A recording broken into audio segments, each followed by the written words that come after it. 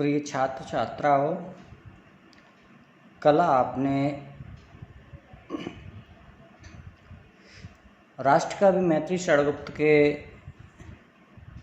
गीत नामक शीर्ष के पहले अंश को पढ़ा था,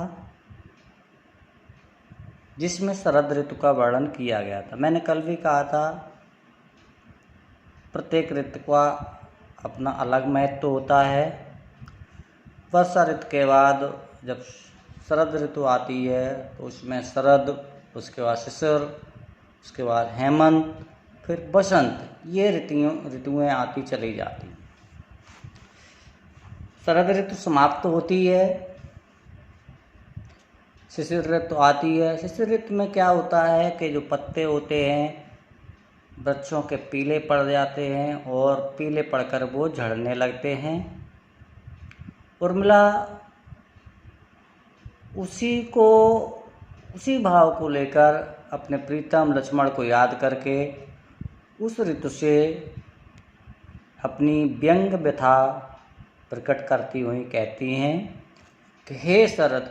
फिर देखिए आप इसमें किताब में साथ में देखते जाइए।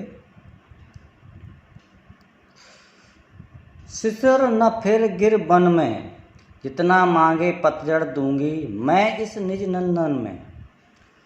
हे शिशिर ऋतु, तू पर्वतों और वनों में मत घूम, क्योंकि जितना मांगे, तुझे जितना पतझड़ चाहे, तू जितना पतझड़ चाहे, मैं तुझे, अर्थात तुझे जितने पत्ते चाहिए, मैं तुझे अपने इस नंदन वन रूपी शरीर से दे दूँ।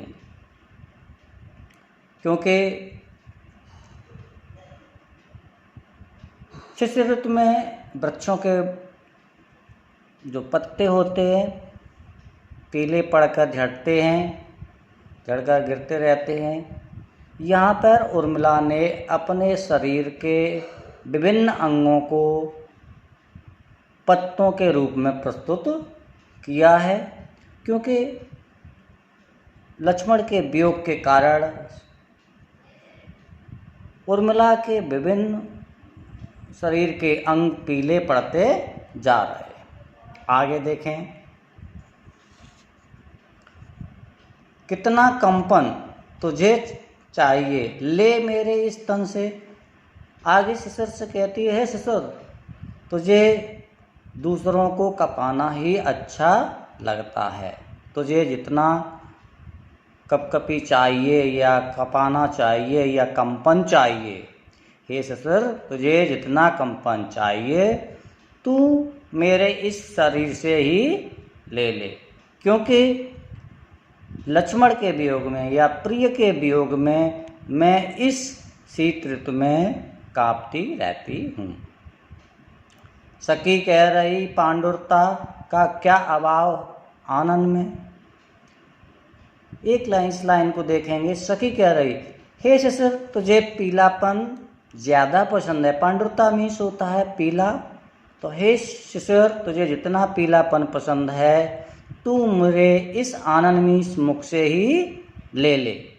क्योंकि सखी कह रही, क्योंकि मेरी सखी कह रही है कि मेरे शरीर पे पीलेपन का कोई अभाव नहीं है। मेरा शरीर, ये मेरा मुख प्रीतम के वियोग के कारण पीला पड़ गया। वीर जमा दे नयन नीर यदि तू मानस भाजन में। यहाँ पे देखिए, मैंने एक लास्ट में आपको एक पोस्ट किया था कि शरद ऋतु में उर्मिला को विभिन्न लक्ष्मण के विभिन्न रूपों की छवि पाई लगती है। वो इसलिए क्योंकि खंजन के रूप में नेत्र हैं, हंसों के रूप में उनकी पैरों की चाल है, मुस्कान के रूप में उनके अधरों को बताया गया है, और उनकी स्निग्धता सरसता के रूप में सरोवर और कमलों को बताया, विविध रूपों को माना गया था। इसलिए मैंने बाद में एक पोस्ट डाल दी है।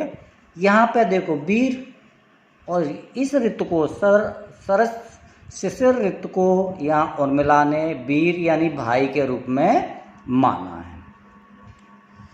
तो उर्मिला शिशिर ऋतु कहती है कि हे वीर जमा दे नए नीर यत्तु मानस भाजन में, हे वीर हे भाई यत्तु मेरे नेत्रों के नीर को इस मानस भाजन में, इस मन रूपी पात्र में यद जमा दे, यानी मेरे आंसुओं को तू मेरे मन रूपी बर्तन में यद जमा दे।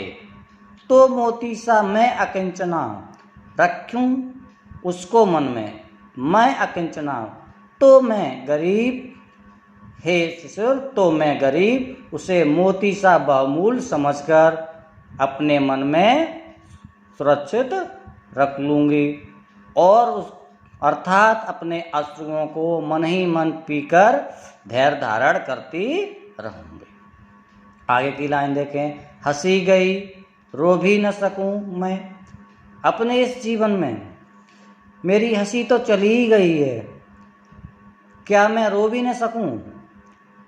कहने का तात्पर्य यहाँ उर्मिला का ये है कि मेरा हंसना चला गया है, अब मैं रो भी न सकूं, क्या मैं रोऊं भी नहीं तो मेरे इस जीवन की स्थिति क्या होगी, यानी मैं कैसे जीवित रहूंगी। अब मेरे अंदर शिशिर ऋतु से उर्मिला यही कहती है अपने भावों को प्रकट करते हुए कि तो उत्कंठा है मेरे अंदर, बस यही उत्कंठा है, यही लालित्य है, लालित्य तो नहीं कहेंगे उत्कंठा ही कहेंगे कि ये उत्कंठा है या जिज्ञासा है, देखूं फिर तो क्या हो इस भावन में। कहने का तात्पर्य जब मैं हंसूंगी भी नहीं रोऊंगी नहीं तो मेरे इस भावनाओं रूपी संसार में, यानी मेरे मन की भावनाओं में कैसी हलचल होगी। आज यहीं समाप्त है, इसके 2 पार्ट की और शेष हैं, आप इनके अच्छे से ध्यान देकर पढ़ेंगे और उनके उत्तर लिखेंगे।